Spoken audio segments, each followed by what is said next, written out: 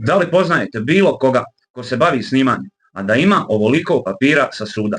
Lijevo su mi krivične prijave, desno u kovertama prekršajne, ali ja moram naglasiti ovo je oko 50% mojih papira.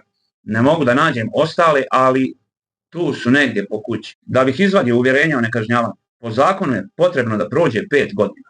Ja već 10 godina. Nikakav se protiv mene postupak ne vodi, mogu da izvadim uvjerenje o nekažnjavanju. Ali ne želim da izvadim to uvjerenje jer mi to djeluje kao da bi bilo ruganje i pravdi i poštenim ljudima. Zamislite taj apsurd.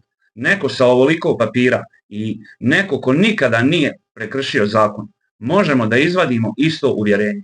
Ovo što vidite na mojim ramenima su akreditacije za izbore, jer ja radim za svake izbore. Više ne radim. To jest od kada sam počeo da snimam. Mogu li se bilo čime pohvaliti u ovom videu?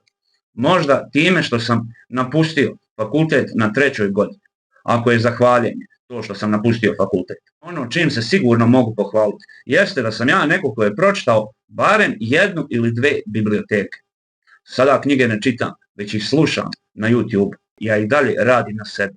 I sada ono najvažnije, kroz život i sve ove procese koje vidite ispred mene, ja sam naučio da prepoznajem neke klošarske fore, te klošarske fore ja često prepoznajem kod javnih ličnosti danas, ali meni se čini da ih pošteni ljudi ne mogu da prepoznaju. Zato i ja sam počeo da snimam. I ako budete pratili moj kanal, zajedno ćemo raskrinkavati te fore i trikove i ono najvažnije, usput se i zabavljati.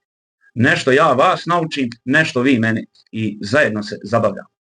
Šta mislite kako će biti tim ljudima koji glume neke veličine, a ljudima prodaju te svoje fore i onda vide nas kako to raskrinkavamo i još se i zabavljamo?